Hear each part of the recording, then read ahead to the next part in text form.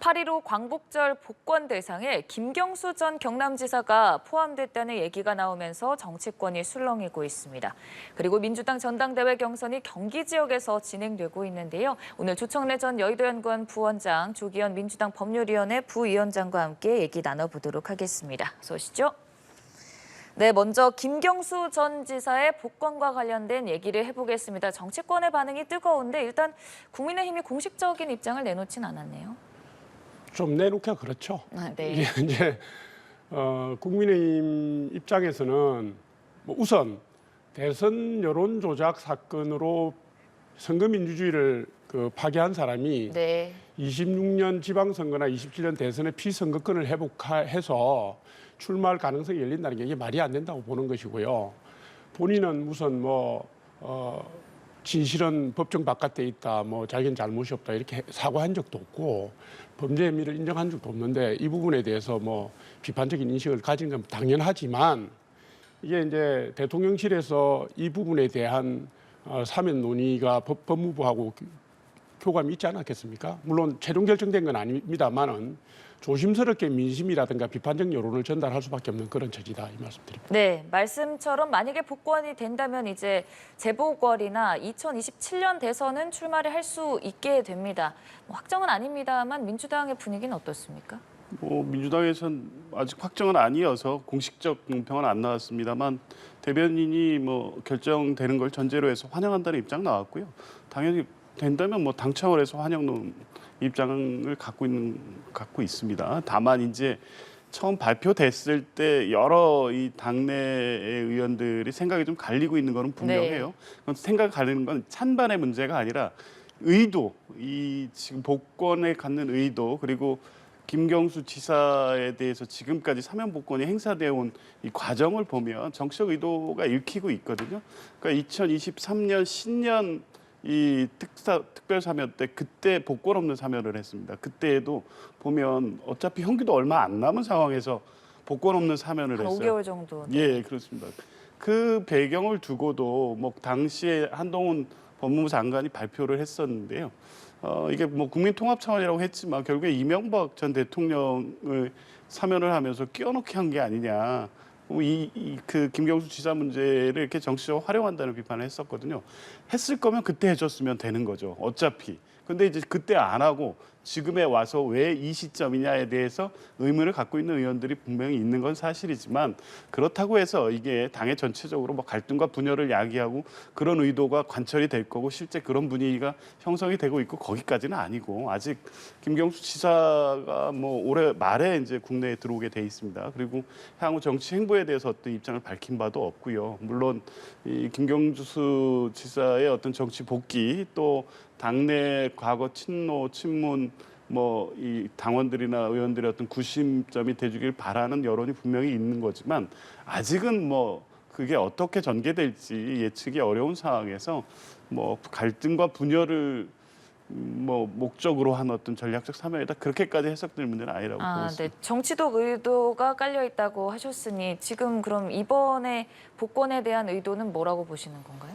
저는 글쎄 그렇게까지 전략적 고민을 했을까 싶기는 한데 이 어쨌든 윤석열 대통령의 입장에서는 차기 대권 구도가 이재명 대 한동훈으로 굳어져 가는 어떤 정치판에 어떤 균열을 내고자 하는 의도는 있지 않을까 하는 생각이 듭니다. 둘 다를 견제하는 카드가 될 수 있겠죠.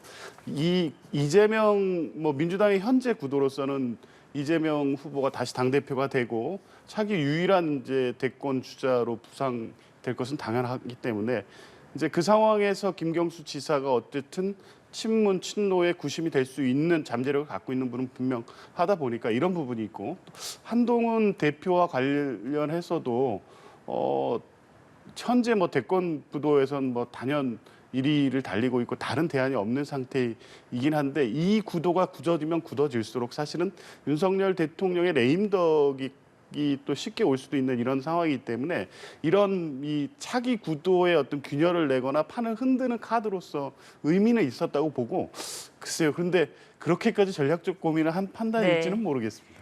뭐 아직 확정은 아니니까요. 그럼에도 불구하고 정치권에서는 여러 가지 전망이 벌써 나오고 있습니다. 일단 김경수 전 지사는 지금 독일에 가 있고 올 연말쯤에 돌아올 것이다라는 말이 있는데 만약에 돌아온다면 그리고 복권이 된다면 어떤 행보를 보일지 어떤 메시지를 내놓을지 좀 예측을 해본다면요. 고민들 많이 하겠지만 제가 볼 때는 뾰족한 수가 당분간은 없다 이렇게 보입니다. 그래요? 뭐 김두관 후보가 뭐 당의 다양성을 살린다고 이렇게 얘기를 했는데 그런 의미는 있겠죠. 그러나 지금 민주당이 이재명 후보 일극 체제로 꽉 짜여져 있습니다. 뭐 김경수 전 지사가 아니라도 누구라도 들어가서 비집고 들어갈 공간이 별로 없다. 이 말씀을 제가 드리고 싶고요. 그다음에 사실은 김경수 전 지사의 정치적 파워라든가 기반이 전혀 검증된 적이 없습니다. 물론 국민들께서 용서하셨는지 안 하셨는지도 검증된 적이 없습니다. 그러니까 이게 제가 볼 때 지금 언론에 나오는 그 보도의 경향들이 너무 좀 과대 포장된 거 아닌가 이런 거거든요. 그러니까 꽉 짜여져 있고 당내 기반도 확실치 않다. 이 말씀 제가 드리고 세 번째는 지금 26년 지방선거 전까지 뭐 뚜렷한 정치적 계기나 뭐 선거 일정이나 이런 게 없습니다. 그러니까 아마 김경수 전 지사가 12월 달에 들어온다고 하더라도 뭔가 이게 계기가 있고 모멘텀이 있어야 될 거 아닙니까? 세력도 있어야 되고. 지금 검증된 것도 없고 기반도 없기 때문에 당장 제가 볼 때는 뭐 올해 연말에 들어오더라도 할 일은 없다 이렇게 보고요.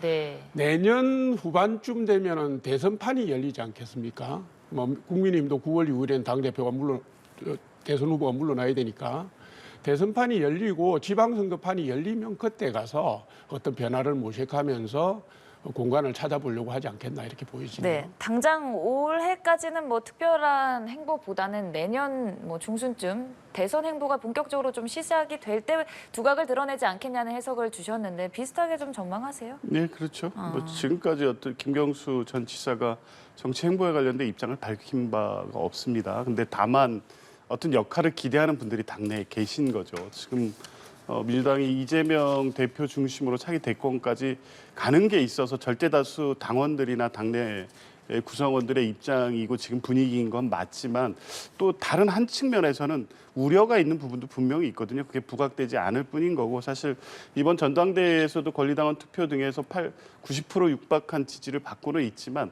투표에 참여하지 않는 당원들도 한 측에 있습니다. 이분들이 어떤 정치적 요구를 갖고 있는지에 아직 확인되지 않는 부분이 있고 당내에서 이재명 대표와 좀 다양한 다른 목소리가 나오기 시작한다면 당내에 다른 흐름이 생길 수도 있는 거죠. 이제 그런 상황들을 보면서 김경수 전 지사가 어떤 선택과 판단을 할 건데 뭐 연말에 온다고 해서 그런 구상을 갖고 들어오자마자 내가 뭐 어떤 네. 정치를 하겠다 이렇게 선언할 것 같지는 않고 평소에 어떤 김경수 전 지사의 스타일이라든가 지금 당내 입지 여러 가지를 고려하면 아마 길게 보고 차분차분 하나하나 사람들을 만나가면서 어떤 결정을 하지 않을까 이렇게 봅니다. 네, 좀 긴 시간 차차 움직임을 보일 것이란 부분 두 분 모두 좀 말씀을 해주셨는데 한동훈 대표가 좀 대대적으로 반대 입장을 표명을 했거든요. 뭐 공식 석상에는 일단 민주주의에 대한 저항이다 이런 식으로 얘기를 하긴 했습니다만 좀 그 안에 숨은 의도는 뭐라고 보세요? 제가 볼 때는 사실 국민의힘 입장에서는 네. 김경수 전 지사라는 분이 무슨 사면이 되든지 말든지 아니면 뭐 민주당에서 대안적 리더십으로 우뚝 서든지 안 서든지 그 부분을 지금 고민할 단계는 아닙니다. 네. 시점도 아니고요. 한동훈 대표가 지금 얘기한 대목은 액면 그대로 받아들이는 게 필요하다고 봐요. 네. 선거민주주의를 파괴한 사람이 어떻게 국민에 대한 사과도 없이 적절한 그 해명도 없이 대법원에서 징역 2년을 받고 이렇게 사면돼서 선거에 나올 수 있냐 이거는 사실 그대로 아닙니까? 그대로 보시면 되고 그다음에 이제 굳이 의미를 부여하자면 민주당이 지금 이재명 일극 체제로 해가지고 여러 가지 부작용 잡음이 있잖아요. 민주당이 지금 정당 지지율도 낮고 요번에 당내 그 순회 경선도 투표율도 낮고 하니까 그 부분에 김경수 전 지사가 분식용 그러니까 상황을 호도하고 분장을 하는 그런 불쏘시개가 될 수 있는 측면이 있습니다. 그래서 정치권의 혼란이라든가 국민의 선택권을 제약하고 더 어지럽게 만들 수 있는 부분이 있기 때문에 그런 부분을 아울러서 지적한 게 아닌가 싶네요. 왜 이런 얘기가 나오냐면은 한동훈 대표가 좀 어찌 보면 반대 입장을 표명한 이후에 대통령실이 사면이나 복권은 대통령 고유의 권한이다라고 또 입장을 밝히면서 좀 여러 해석이 나오는 것 같거든요. 그건 저는 건강한 관계라고 봅니다. 아, 왜냐하면 한동훈 대표가 법무부 장관을 했는데 사면권이 대통령의 고유한 권한이라는 걸 모르겠습니까? 당연히 알죠. 그리고 법무부 사면위원회에서 대상으로 확정됐다 하더라도 13일 날 국무회의 의결을 거치고 그 의결을 거친 다음에 대통령께서 재가를 해야 효력이 있는 겁니다. 그죠? 그러면 대통령께서 재가를 하시기 전에 민심에 민감한 정당의 대표로서 국민의 바람이라든가 비판적 의견을 전달을 하는 게 옳지 않습니까? 그걸 보고 대통령께서 그거를 참고를 하시고 그대로 하시든지 안 하시든지는 대통령의 고유 권한인 거죠. 저는 이게 뭐 당정 간의 어떤 갈등이라든가 뭐 알력이라든가 이런 걸로 보지 않습니다. 네, 당정에 어찌 보면 좀 이견이라 할 수 있는 부분이 건전하다라고 평가를 해주셨어요. 글쎄요, 그렇게 볼 만한 상황이 아닌 것 같습니다. 이게 처음 김경수 전 지사 복권 검토가 발표됐을 때 조금 전에도 얘기를 나눴습니다만 민주당 분열용 아니냐 이런 목소리가 민주당 내에서 나온 것도 사실이고 그런 분석들이 있는데 실제 결과적으로는 여권 분열로 작동할 가능성이 높아졌습니다. 지금 원래 이런 상황이면 한동훈 대표의 어떤 정치적 소신이나 입장 그리고 국민의힘 당원들의 반발 여론이 당내에도 또 굉장히 강하게 나오고 있는 것으로 알고 있습니다. 그러면 대통령실에 다른 방식으로 전할 수도 있거든요. 그런데 뭐 공식적으로 직접 발표를 한 건 아닙니다만 한동훈 대표의 입장으로 나갔습니다. 반대하는 입장이. 그거에 대해서 대통령실이 즉각 사실상 불쾌하다는 반응을 한 거고요. 여전히 이 두 분 간의 갈등이 이번에 김경수 지사 복권 문제로 다시 불거지고 있을 가능성이 높고 여권 관계자들도 그런 우려를 하기 시작한 겁니다. 그러면 실제 민주당은 이제 향후 장기적으로 어떻게 갈지에 대해서 여러 변수가 있기 때문에 이게 야당의 분열로 갈지 아니면 다양성을 확보하면서 경쟁력을 더 높여갈지는 아무도 모르는 상황인데 지금 여권의 분열 문제는 당장의 문제로 지금 닥쳐온 거거든요. 그런 측면에서 보면 이것이 윤석열 대통령과 한동훈 대표 간의 또 다른 어떤 갈등 요인이 되고 있는 것은 분명해 보이고 한 가지 한동훈 대표의 어떤 입장 관련해서 드리고 싶은 말씀은 비판할 수 있습니다만 그런데 잣대는 동일해야죠. 원세훈 전 원장 이번에 사면 대상에 포함되어 있습니다. 그분 국정원 댓글 조작 사건으로 해서 공직선거법 위반입니다. 이 부분에 대해서 똑같이 언급을 하셔야죠. 이 사건이 중대하다고 그러면 왜 김경수 지사는 안 되고 원세훈 전 원장은 되는 겁니까? 그리고 지난 2023년에 그 신년 특별사면할 때 한동훈 장관이 직접 법무부 장관으로 심사를 했고 발표를 했습니다. 사면은 되고 복권은 안 되는 이유가 뭡니까? 잣대가 뭐 일관되지가 않습니다. 그렇기 때문에 정치적 어떤 의도로 배경에 하에 윤석열 대통령의 입장에 대해서도 진짜 자기의 어떤 신념에 의해서 입장을 밝히기보단 어떤 사안에 대해서 대통령과의 어떤 이 생각이 다름 이것을 의도적으로 노출하고 표현하는 데 있어서 필요성, 어떤 정치적 고려를 하고 있는 게 아니라는 생각도 듭니다. 네, 알겠습니다. 일단 확정된 부분이 아니니까요. 8월 15일에 광복절 특별사면에 어떤 인물들이 좀 포함될지 그 부분은 발표를 지켜보도록 하고요. 민주당 전당대회 얘기해보겠습니다. 경기 지역에서 지금 진행 중인데 이재명 대표가 총 득표율 90%를 넘길 수 있을까요? 어떻게 좀 전망을 하세요? 아무래도 이재명 전 대표가 경기도지사를 지내셨고 성남시장을 오래 했고 경기도나 성남시장 시절의 어떤 행정에 대한 어떤 평가들이 분명히 있습니다. 아무래도 지지 기반이죠. 경기도에서 상대적으로 더 높은 득표율을 보이지 않을까 예상을 하고요. 그렇게 될 경우에는 아마 김두관 후보와의 격차는 더 벌어질 가능성이 높다고 봅니다. 어쨌든 뭐 이재명 후보가 대표가 되는 이 과정에 대한 다른 변수는 없는 상황인데 이제 실제 전체적인 어떤 투표율을 보면 호남에서 매우 낮다는 비판이 있었지만 이 당원 온라인 투표는 ARS 투표라든가 여론조사까지 합산된 게 아니기 때문에 아직 최종 투표율 자체가 지난 그 전당대회보다 낮다고 볼 수는 없거든요. 네. 어찌 됐든 경기도에서 지지 기반이 경기도에서 이재명 대표가 어느 정도의 투표율을 보이고 어느 정도의 격차를 버리느냐 이 부분이 뭐 관심 포인트가 될 수 있을 것 같습니다. 지금 일단 경선 13개 지역 누적 득표율이 86.97%입니다. 이 수치 자체가 어느 정도로 결과적으로 나오느냐 이게 중요한 거잖아요. 예측을 좀 해본다면. 저는 90% 넘는다고 봅니다. 그래요? 예, 지금 이제 오늘 경기 지역 하고 나면 남은 게 대전 세종하고 네. 17일 날 서울하고 18일 날 전당대회 당일 날 이거밖에 안 남았어요. 그쵸. 근데 지금 조기현 변호사께서 말씀을 하셨지만 경기 지역은 이재명 대표의 기반 아닙니까? 그리고 지난번에 광주 전라 지역이 투표율이 20% 초중반대밖에 안 됐거든요. 그러니까 지금 이재명 대표는 뭐 자기가 원든 원치 않든 간에 경기 지역에서는 압도적인 득표를 할 거고요.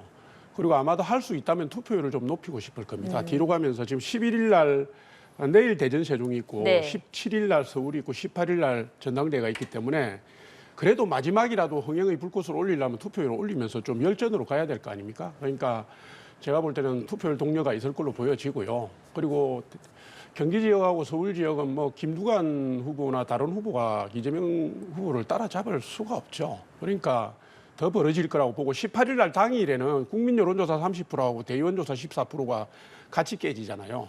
열리잖아요. 그렇죠. 그러니까 제가 볼 때는 거기서도 지금 지역보다도 더 큰 표차가 벌어질 거다 이렇게 보고 있습니다. 네.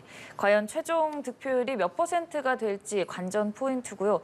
또 이번 민주당 전당대회에서 주목을 많이 받는 부분이 최고위원 선거입니다. 계속 뭐 엎치락 뒤치락 하고 있는데 1위 후보 일단은 지금 김민석 후보가 누적 득표율 17.57%로 기록한 상황이거든요. 이 순위가 변동이 있을 거라고 보세요? 아니면 계속 유지될 거라고 전망하세요? 뭐 일단 추세 자체는 김민석 후보의 1위 그 가능성이 더 높아지고 있는 건 분명한데요. 이 초반 판세하고 또 달라진 또 중반 판세가 있고 지금 오늘부터 경기, 대전, 충청, 세종 또 서울 이 중부권 표심은 또 다를 수가 있거든요. 그래서 아마 전략적으로 어떻게 뭐 누가 이 추세가 그대로 이어질지 아니면 정봉주 후보가 다시 반전을 통해서 1위를 할지 이것은 아직 섣부르게 예측하기는 어려울 것 같고요. 네. 더 관심은 이제 민영배 후보 같이 최하위에 있다가 호남의 압도적 득표로 5위로 올라섰습니다. 네. 그러니까 5위권을 둘러싼 또 이 경쟁 이 부분이 좀 관심 포인트인데요. 어쨌든 뭐 당대표 선거와 별개로 최고위원 이 선거와 관련해서는 꽤 경쟁이 엎치락 뒤치락 하고 있고 아마 오늘 경기 경선이 이 이후의 어떤 결과까지 이어지는 데 있어서의 후반전의 어떤 추세를 예측하는 어떤 가름대가 될 것 같습니다. 이 추세가 크게 바뀌지는 않을 것 같긴 한데 1, 2위 다툼, 5위를 둘러싼 다툼에 변화가 생기지 않을까 저는 이런 생각을 합니다. 그 변화라고 하면 어떻게 좀 구체적으로 예측을 하시는지? 그걸 뭐 구체적으로 말씀드리기는 어렵네요. 네, 그 결과를 지켜보는 것으로 하고요. 18일 최종 전당대회까지 또 재미난 양상이 펼쳐질 수 있을지 계속 보도록 하겠습니다. 민주당의 경우에는 지금 또 압박을 가하고 있는 부분이 해병대원 특검법이거든요. 특히나 또 한동훈 대표에게 제3자 추천 방식이든 일단 어떻게든 좀 입장을 내라라고는 하는데 국민의힘 내부에서도 좀 엇갈리는 부분이라 부담이 많을 것 같습니다. 민주당에서 한동훈 대표의 제3자 특검 안을 내라고 하는 것은 정치적인 공세죠. 제가 왜 이 말씀을 드리느냐 하면 지금 민주당이 지난 5월 2일 날 21대 국회 마지막에 최상병 특검법을 통과시켰고 22대 국회 시작하자마자 7월 4일 날 또 통과시켰습니다. 그리고 이번에 다시 했는데 횟수를 거듭할수록 독소조항을 계속 늘려가요.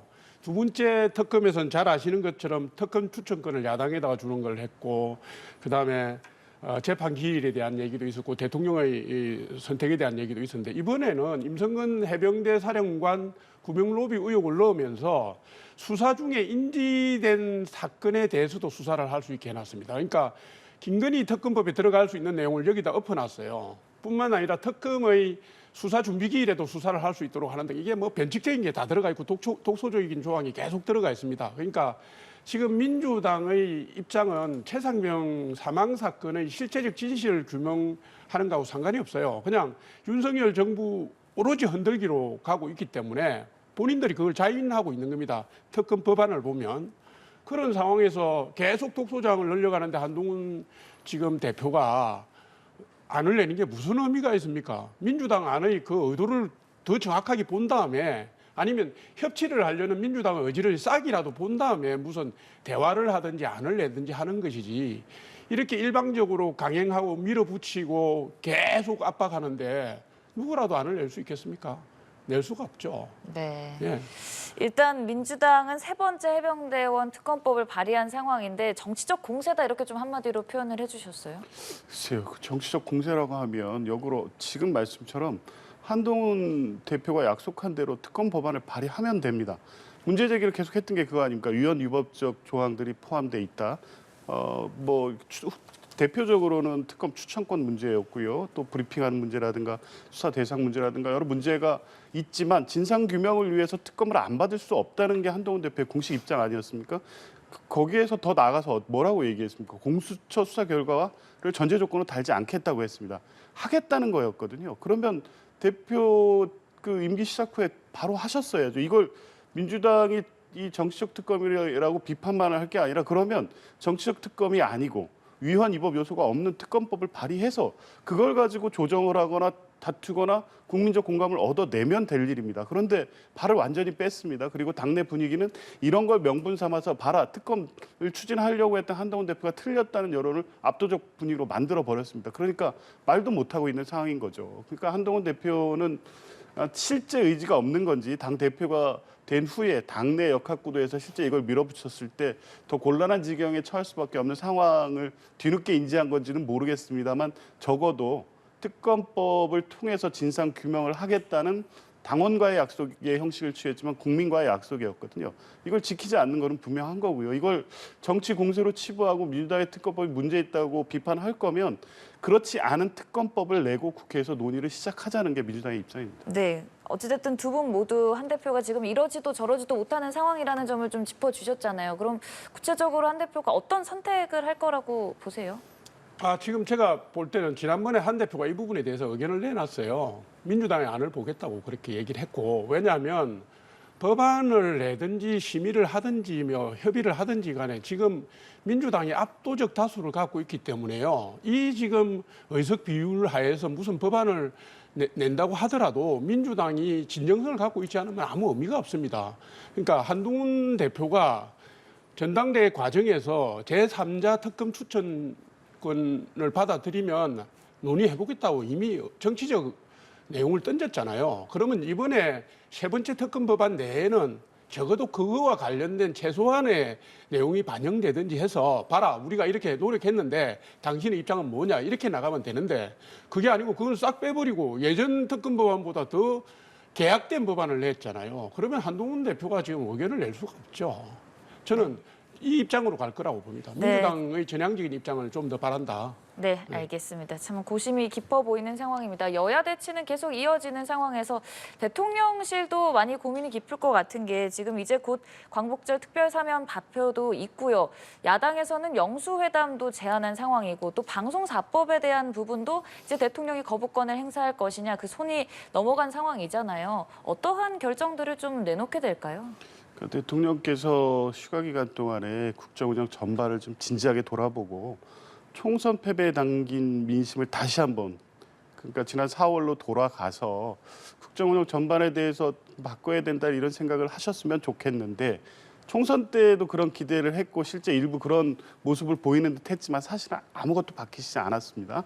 지난 휴가 기간 동안 보여주신 모습도 보면 지금 국정 운영에 아무 문제가 없어 보이고 일정이나 전체적인 어떤 이 보여지는 모습을 보면 매우 한가하게 보고 계신 것 같아요. 그런 상황을 보면 돌아오신다고 한들 지금의 어떤 상황이나 기조가 바뀔 것을 기대하기는 어렵다고 봅니다. 그러면 뭐 당연히 지금 민주당 주도로 통과한 법안에 대한 거부권 행사가 올 거고요. 영수회담 제안은 뭐 이 여야적 협의체를 지금 국민의힘이 얘기하는 것처럼 실무 단위로 격화시켜서 네. 사실상 대통령이 책임지지 않는 범위의 어떤 하나마나한 정도의 대화체를 얘기할 것 같고요. 논의 자체에서 대통령이 책임 있게 말씀하시지 않을 것 같습니다. 그러면 바뀌지 않는 거죠, 아무것도. 그러면 이 답답한 상황, 여야의 어떤 이 정치 부재의 정도의 문제가 아니라 경제, 안보, 지금 여러 가지로 국가가 굉장히 혼란에 빠져 있는 상황 아닙니까? 국민권익위 국장의 어떤 불행한 뭐 상황 등 국가기관 전반에 지금 상당히 심각한 위기 국면이 조성되고 있는데 이 부분에 대한 심각성에 대해서 대통령의 인식이 거기에 미치지 못하는 건 분명해 보여서 결국에 민주당으로서는 뭐 대통령이 오셔서 매우 지금 예상과 같이 좀 정말 다른 어떤 입장을 표하지 않는 한은 강력하게 견제하고 대통령을 압박하는 방식으로 뭐 정치적 대응을 할 수밖에 없는 상황입니다. 네, 참 현안이 산적해 있는 상황입니다. 윤석열 대통령이 이런 부분들에 대해서 어떤 결단을 좀 내릴까요? 아니 민주당도 집권 여당 해봤잖아요. 그러니까 야당이 영수회담을 요구하면 고민하겠죠. 그럼 뭐 대통령실이 듣지도 않고 무시를 하겠습니까? 그런데 민주당이 지금 영수회담 하고 싶은 거 맞습니까? 제가 대묻고 싶어요. 뭐냐면 이번에 여야정 협의체 민생 문제를 풀기 위해서 여야정 민생 협의체 네. 만들자는 얘기하는 과정에서 지금 민주당의 태도를 보면요. 이런 겁니다. 뭐 대통령 거부권 행사하지 마라. 헌법적 권한 하지 말라는 거 아닙니까? 그다음에 민생지원금 25만 원 받아라. 그다음에 심지어는 여야정 민생협의체에 대통령이 참석해라 그럽니다. 이게 뭐 말이 되는 얘기입니까? 4월 29일 날 영수회담 할 때요. 이재명 대표 언론 앞에서 15분 동안 입장문 읽었습니다. 그리고 거기서 의견 좁혀서 이태원 특별법 여야 합의로 처리하는 그 본회의 당일 날 5월 2일 날 여야 합의로 이태원 특별법 처리하자마자 최상병 특검 야당 강행처리 수순 밟아갖고 야당 주도로 했거든요. 영수회담이라는 것은 지도자 간에 신뢰가 있어야 되는 겁니다. 뭔가가 이루어지려면 이걸 철저히 깨고 기회가 있을 때마다 밟고 배신하고 하는데 지금 용산이 고민 안 하겠습니까? 일단 지켜보고 민주당의 진정성부터 봐야죠. 그 태도부터 알겠습니다. 봐야죠. 참 고심이 깊을 것 같습니다. 오늘 정치권 얘기 조청래 전 여의도 연구원 부원장, 주기현 민주당 법률위원회 부위원장과 함께 나눠봤습니다. 고맙습니다.